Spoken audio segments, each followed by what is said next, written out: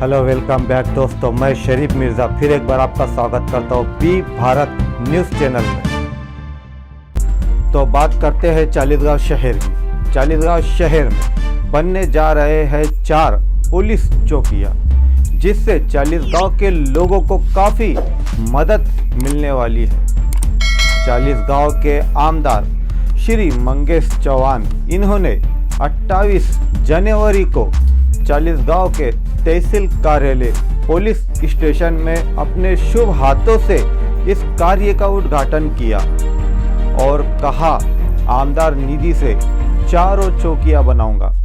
और कहा, अंग्रेजों के काल से जो पुलिस चौकियां बनी थी वो काफ़ी पुरानी हो चुकी है, इसीलिए अब इनको नए चौकिये में बदल देना चाहिए। ये बहुत अच्छा काम है।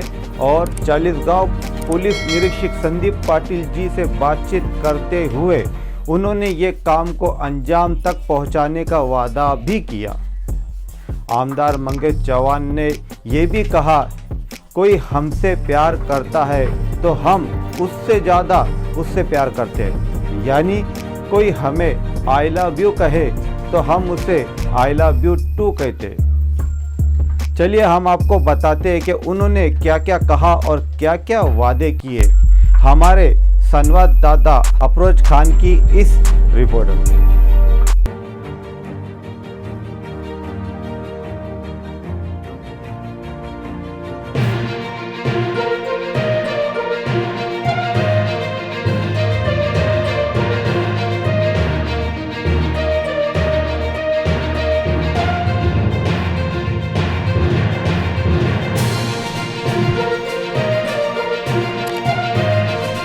नूतनीकरण सोहळ्यासाठी उपस्थित सर्व आपले चाळीसगाव शहराचे पोलीस निरीक्षक संदीप पाटील साहेब, चंद्रात्रे बाबा, राजू अण्णा,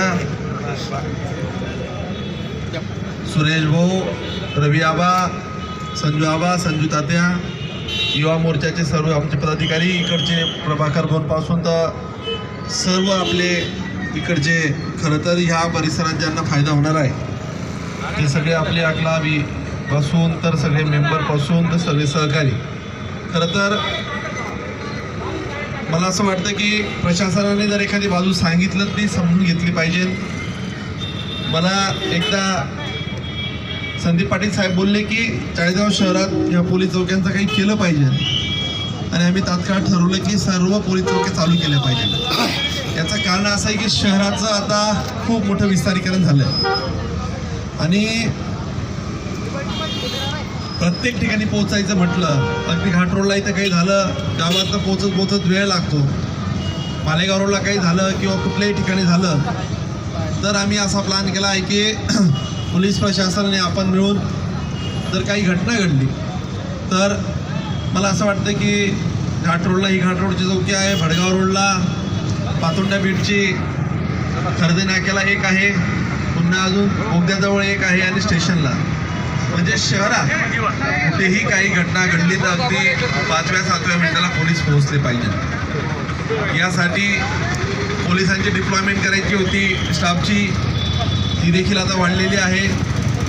मला असं वाटतं की भविष्यात पोलीस प्रशासनाला अजून गरज असेल, एखादं वाहन लागलं पेट्रोलिंगसाठी, रात्रीच्या गस्तीसाठी, तेही मी सन्माननीय SP साहेब असतील, वरती IG किंवा DGंची गरज पडली तर बोलून तुम्हाला तेही उपलब्ध करून देण्यासाठी आम्ही मदत करू। माझा प्रयत्न हा कायम राहिला आहे की या शहरात सुरक्षित असलं पाहिजे, या शहरातल्या प्रत्येक नागरिकाला की आपलं कोणीतरी ऐकणारं आहे आणि पोलिसांविषयी एक मनात भीती असली पाहिजे, तेवढा आदरही असला पाहिजे।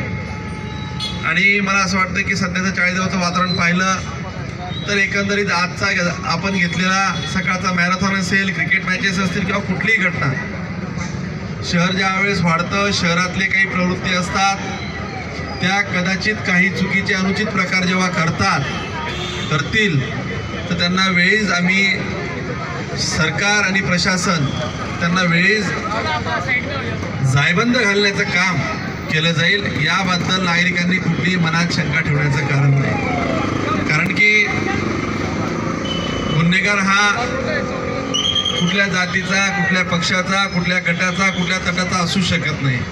गुन्हेगार हा गुन्हेगारी वृत्तीचा असते आणि ती वृत्ती ठेचणं वेळीच तेवढं महत्त्वाचं असतं. मी आपल्या सर्व परिसरातील नागरिकांना ही ग्वाही देतो की ही पोलीस चौकी ही काय नुसती शोभेची वस्तू नाही. बाजूला इथं सगळे हाय प्रोफाईल लोक राहतात. या परिसरात जाणारे सगळे लोक, त्यांची देखील सुरक्षितता आमची महत्त्वाची आहे. राजूअण्णा, तुम्ही या परिसरातून नेतृत्व केलं आहे आणि रस्त्यावर गतिरोधक आणि राजकारणात विरोधक हा सुरक्षित राहायला पाहिजे. ही तेवढी आमची जबाबदारी असते, कारण की सत्तेला कुठेतरी अंकुश ठेवण्याचं काम विरोधकांनी केलं तर त्याचा आम्हालाही आनंद असतो. राजकारणाच्या पलीकडे आपण या पोलीस चौक्यांच्या माध्यमातून सर्वांवर चांगल्या पद्धतीने लक्ष ठेवण्याचं काम केलं जाईल. एखादं नारळ फुटणं आणि 4 महिन्यात ते पूर्ण होणं, मला असं वाटतं की असा क्वचित अनुभव संदीप पाटील साहेब तुम्ही अनुभवला असेल. कारण की नारळाचे भाव मधल्या काळात इतके वाढले होते की काही समजेना. लोक तर नारळ पाणी प्यायचे नाही तरी नारळाचे भाव वाढले होते. नुसते नारळ फुटायचे पण कामच काही व्हायचे नाही. मी तुम्हाला सांगतो, मी फोडलेलं नारळ ते देवाला पावतं असं म्हणतात, पण ते सरकारला पावतं. आणि मी माझ्या कार्यकाळात एखादी घोषणा केली असेल, एखादं उद्घाटन केलं असेल तर त्याचं लोकार्पण करायची जबाबदारी मीच घेतलेली आहे. कारण की तेवढा पाठपुरावा मी आणि सगळे आमचे भारतीय जनता पार्टीचे सगळे सहकारी कायम करत असतात. आणि ह्या रोजच्या अतिशय साहेब, ही इंग्रज काळांपासूनची ही पोलीस चौकी, अजून आम्ही दुसऱ्या नवीन बनवलेल्या पोलीस चौक्या, मला असं वाटतं की शहरातल्या 4ही पोलीस चौक्या या पहिल्या टप्प्यात कार्यान्वित आपल्याला होताना दिसत आहे. शाहूनगरला अजून एक पोलीस चौकी आहे. अजून मालेगाव रोडला आम्ही एक पोलीस चौकी प्रस्तावित करतो आहे. शहरात अजून 2 ते 3 नवीन पोलीस चौकी आम्ही करायचं ठरवलं आहे, जेणेकरून गुन्हेगारांना त्या माध्यमातून वचक असेल. चंद्राद्री बाबा, जसं तुम्ही बोलले की सायरन वाजण्याच्या संदर्भात बरोबर आहे, पण वस्तुस्थिती अशी आहे की ते सिम्बॉलिक आहे की आपल्यावर कोणीतरी लक्ष ठेवतं आहे. आणि मला असं वाटतं की पोलिसांचं काम पोलीस प्रशासन अतिशय चांगल्या पद्धतीने करत आहेत. पोलिसांच्या चांगल्या कामासाठी खूप साऱ्या शुभेच्छा. तर मनापासून आपण अभिनंदन आणि कौतुक केलं पाहिजे. कारण की इथला जनतेचा पोलिसांवरचा विश्वास आणि पोलिसांचं जनतेविषयी असलेलं सांघिक भावनेतून काम करण्याचं, ऋणानुबंध जोपासण्याचं काम, या दोघी गोष्टींमधून हे अधोरेखित होतं की पोलीस प्रशासन देखील चांगलं काम करते, जनते देखील त्यांना तेवढाच रिस्पॉन्स देते. साहेब, आमचं चाळीसगावकरांचं वैशिष्ट्य आहे, आम्हाला आय लव्ह यू कोणी म्हटलं का आय लव्ह यू टू लगेच आम्ही डबल म्हणतो. आमच्यावर कोणी प्रेम केलं तर आम्ही त्याच्यावर जास्त प्रेम करतो. निश्चितपणे एकच आश्वस्त करतो आपल्या या परिसरातील सगळ्या लोकांना, या चाळीसगाव शहराची जबाबदारी नुसती नावाने नाही तर अगदी कार्यातून, कामातून आणि कृतीतून तुम्ही कायम पाहत असता. एकही दिवस या 4-4.5 वर्षात की आपण असं निवांत बसलो नाही. काही ना काही आपले कार्यक्रम, विकास कामं, मंजूर निधी कामं होताना दिसत आहे. आणि या परिसरातलं तर अगदी वैशिष्ट्य म्हटलं तर ह्या रस्त्याला साहेब इथून 1 किलोमीटर जायला किती वेळ लागेल हे कोणीच सांगू शकत नव्हतं. ती अतिशय चांगली टास्क नगरपालिका प्रशासन आणि पोलीस प्रशासनाने केली. काही लोकांनी तिथेही आडकाठी घालण्याचा प्रयत्न केला, परंतु त्याही पलीकडे मी सांगतो की चांगल्या कामांमध्ये जर माझा विरोधक जरी कोणी मला सांगत असेल तर मी त्याचं स्वागत करतो आणि त्या चांगल्या कामाला माझा कायम अगदी त्याला हिरवा कंदीलच असतो की केलं पाहिजे. आपण राजकारणाच्या पलीकडे काही लोकांनी एकत्र येऊन काही रस्ते असतील, काही अतिक्रमणं असतील ती थांबवली पाहिजे. कारण की आता हा रस्त्याचं काम मी तुम्हाला सांगतो 150 दिवसात मी करायचं ठरवलं आहे. म्हणजे दयानंदचा ब्रिज आजची तारीख काय आहे तुम्ही बघून घ्या आणि तुम्हाला तारीखही लक्षात राहील. रेकॉर्डिंग चालू आहे. मी 150 दिवसात हा रस्ता आणि दयानंदचा पूल तुम्हाला आता पूर्ण करून देईल, जेणेकरून या परिसराला अगदी कोर्टापासून जर आमचे आगोने वकील निघाले तर त्यांना इथपर्यंत यायला 4-5 मिनिटाच्या आत ते आले पाहिजे आणि मध्ये कुठे काही आडकाठी आली नाही पाहिजे. अशी व्यवस्था आम्ही आता करणार आहे. अगदी राजूदादांना सुद्धा इथे यायला कुठेच त्रास व्हायला नको, कुठे खड्डे लागायला नको. काही खड्डे त्यांच्याकडनंही पडले असेल ते बुजण्याचं काम आपण सगळेजण करू. विरोधक म्हणून मी तर त्यांचं कायम कधी कधी कौतुकही करतो की मी नशीबवाला आहे की मला चांगले राजकीय विरोधक भेटले आहेत. ते बिचारे कधी मला त्रास देत नाही आणि खूप चांगली भावना त्यांची आहे हे अधोरेखित होतं.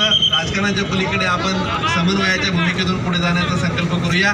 मी नकाते सरांना विनंती करेल की आपण आता डायरेक्ट उद्घाटन करू आणि इथल्या ऐवजी पुढे मनोगत एखाद्या ठिकाणी तुम्ही व्यक्त करावं. ये थे चालीसगांव के लोकप्रिय आमदार जिन्हें आपने देखा और सुना. जलगांव जिले का एक अहम हिस्सा नासिक, धुलिया, औरंगाबाद 3 जिलों की सरहदों के बीच बसा ये अमन और शांति वाला चालीसगांव काफ़ी लोकप्रिय है और यहाँ पर आमदार निधि से बनने जा रहे हैं नवीन पुलिस चौकियाँ. खरजाई नाका, नाकातोड़, घाटोड़, चौफुली और रेलवे स्टेशन और जहाँ जहाँ इसकी ज़रूरत है वहाँ वहाँ इसकी शुरुआत की जाएंगी. आमदार साहब ने ये भी कहा सदनन पुल पास से तो मार्केट तक पूरा रास्ता बनाऊंगा, वो भी 150 दिन में, और ऐसा बनाऊंगा कि लोग देखते रह जाएंगे. अब लोग देखेंगे या नहीं देखेंगे ये हम नहीं जानते. हम तो सिर्फ इतना जानते हैं कि आमदार साहब जो वादा किया है वो निभाना पड़ेगा और हमको पता है आप जो वादा करते हैं वो निभाते हैं. हमारा भी भारत चैनल आपके कामों को सलाम करता है. दोस्तों अब मुझे दीजिए इजाज़त और अपना ख्याल रखिए. जय हिंद, जय महाराष्ट्र.